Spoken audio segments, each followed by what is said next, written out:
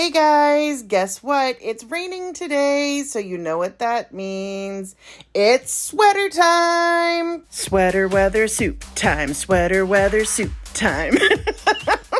I have a whole bunch of carrots left over from the last time I bought some, so let's make some carrot soup that I've never made before. All my measurements are measured with love, so I do have a visual representation of what I did, but exact measurements are not really here.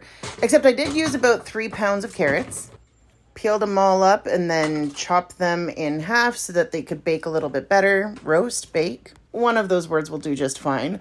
After that, I put a bunch of olive oil on. I would have rather have used avocado oil, but I only had olive oil. And then I put down a piece of parchment, and then I put curry powder on. Lightly covered all the carrots, and then I put some salt, and then cumin, and then garlic powder. I feel like I probably should have just left them in the bowl and did this rather than doing this process, but I just didn't want all the spices to be left over in the bowl.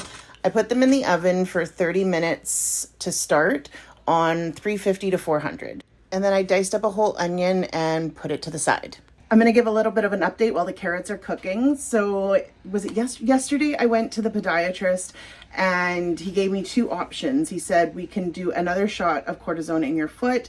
It seems like this might be the last time though, just from how often it's been. And he said that the other option was like this electric wave therapy. It's once a week for 4 weeks. You're in a boot, possibly up to 12 weeks. He said it's painful, it's a longer recovery time, but it would probably be more beneficial. But I'm just not ready to take that time off work right now, especially with just for mental health reasons. I'm just also financially just don't want to take that time off work. So I'm going to explore that option if I have a flare-up that's this bad again. But for right now, I have an appointment next week to go get my cortisone shot, which I do know is just like a Band-Aid, but it's going to get me through to be able to continue working, and then hopefully I can get back to the gym so then I can work on my weight, which will also help with the plantar fasciitis. So I'm really hoping, I'm just thinking positively, and that I will be hopefully back to work within a week or 2. But yeah, that's the most update that I have right now. Lisa and I are coming out with another episode of the podcast this weekend, so I really hope that you guys check it out. But now back to some soup, because I love soup on a cold, rainy day. After 30 minutes, the carrots are a little bit more than halfway done, so I turned them all around and just made sure that they will cook on both sides. And then I threw them back in for about 20 more minutes. On medium to high heat, I added some olive oil and then the diced onions. Stirred them all around for a couple minutes, and then I added in 2 heaping teaspoons of minced garlic that I already had, rather than chopping up my own, some black pepper, some thyme, some turmeric. You're so helpful. Stirred that all up, and then I added a little bit of chicken better than bouillon and some vegetable better than bouillon, and then I added 4 cups of water. Then I pulled the carrots out of the oven because they were done, and then added it to the broth.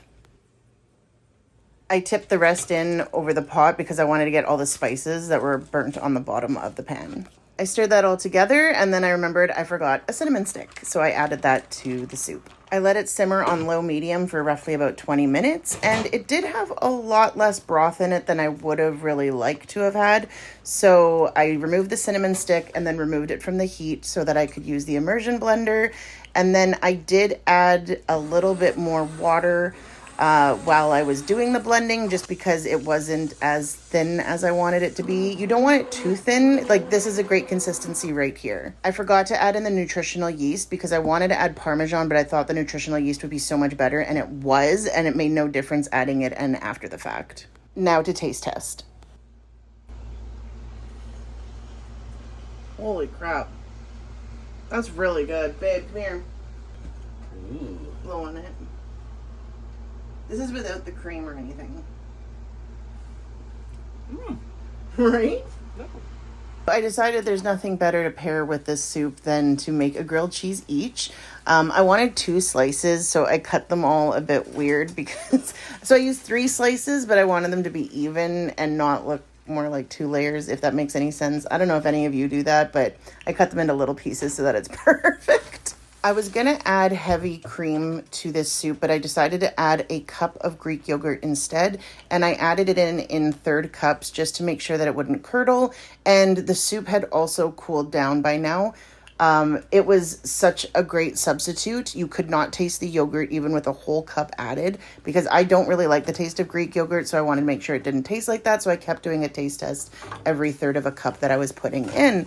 It made it so creamy. It adds protein. Absolutely delicious. And I really recommend making this soup because Ram said that it's one of the best soups that he's had that I've made, which is a little bit insulting because I think I make a really good beef and Guinness stew, but you know, I shouldn't be insulted. He said it was delicious. Will I make this soup again? Yes, I'm going to make more actually again tomorrow so that I can freeze a batch, but when I freeze it, I'm not going to add the yogurt just so that it freezes a bit better and I can add it later when I heat it up.